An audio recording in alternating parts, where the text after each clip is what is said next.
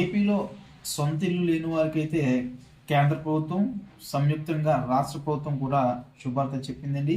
పర్టికులర్గా ఆంధ్రప్రదేశ్లో ఎవరైతే సొంత ఇళ్ల స్థలం కానీ సొంత ఇల్లు కానీ ఎవరికైతే లేవో వారందరికీ కూడా రాష్ట్ర ప్రభుత్వం అయితే గుడ్ న్యూస్ అయితే చెప్పిందండి. అయితే దీనికి సంబంధించి పూర్తి వివరాలు అయితే తెలియజేస్తానండి. ఇప్పటికే ఇళ్ల స్థలం ఎవరికైతే ఉందో వారికి లోన్ ఏ విధంగా అప్లై చేసుకోవాలి, అదేవిధంగా ఎవరికైతే ఇళ్ల స్థలం అదేవిధంగా ఇళ్ల స్థలం కోసం 2 సెంట్లు లేదా 3 సెంట్లు ఇళ్ల స్థలం కోసం ఎదురు చూస్తున్నారో వాళ్ళందరూ కూడా ఏ విధంగా అప్లై చేసుకోవాలి, అసలు అప్లై చేసుకోవడానికి అవకాశం అనేది రాష్ట్ర ప్రభుత్వం ఇచ్చిందా లేదా, ఇస్తే కనుక ఎప్పటి నుంచి అనేది అప్లికేషన్ ప్రాసెస్ అనేది జరుపుతారు అనే విషయాలు కూడా తెలియజేస్తాం. దానికన్నా ముందు వచ్చినటువంటి అప్డేట్స్ అయితే మనం అయితే తెలుసుకుందామండి. ఆంధ్రప్రదేశ్లో ప్రధానమంత్రి ఆవాస్ యోజన గ్రామీణ ఎన్టీఆర్ పథకాన్ని అప్లై చేసుకోవడానికి ఉన్న గడువును పెంచుతూ ప్రభుత్వం నిర్ణయం తీసుకుందండి. ఈ పథకానికి దరఖాస్తు చేసుకోవడానికి నవంబర్ 30 నుంచి నవంబర్ 30 అయితే చివరి తేదీ అయితే పెట్టారండి. కాగా చాలా మంది అప్లై చేసుకోలేకపోయారని చెప్పేసి అన్నారు. అయితే దీంతో దరఖాస్తు గడువును ప్రభుత్వం ఈ నెల 14 వరకు పొడిగించిందండి. గ్రామవార్డు సచివాలయాల్లో సంప్రదించి దరఖాస్తు చేసుకోవచ్చు. సొంత ఇల్లు లేని కుటుంబాలకు ఇంటి నిర్మాణం కోసం ప్రభుత్వం 2.50 లక్షల వరకు సాయం అందిస్తుందండి పిఎం ఆవాస్ యోజన పథకం ద్వారా. అయితే అలాగే స్థలం లేని వారికి 3 సెంట్లు భూమితో పాటు ఆర్థిక సాయం అందిస్తుంది. కేంద్ర రాష్ట్ర ప్రభుత్వాలు కలిసి ఈ పథకాన్ని అమలు చేస్తున్నాయి. ఆంధ్రప్రదేశ్లో 15.59 లక్షల ఇళ్లను నిర్మించాలని కూటమి సర్కార్ లక్ష్యంగా పెట్టుకుందండి. ఇప్పటి వరకు 3 లక్షల ఇల్లు పూర్తయి 4 ఏళ్లలో మిగతా ఇల్లు పూర్తి చేస్తామని ఇటీవల మంత్రి కొలుసు పార్థసారథి అన్నారండి.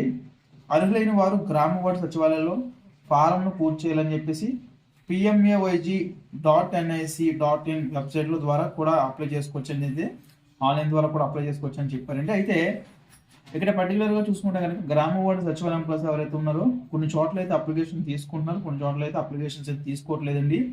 అది కూడా ఎందుకంటే కొన్ని చోట్ల పొలిటికల్ ప్రెజర్స్ వలన అయితే కొన్ని చోట్ల అప్లికేషన్ తీసుకుండి అప్లికేషన్ ప్రాసెస్ ఎప్పుడైతే నడుస్తుందో అప్పుడైతే వారందరూ కూడా అప్లై చేస్తామని అయితే చెప్తున్నారు.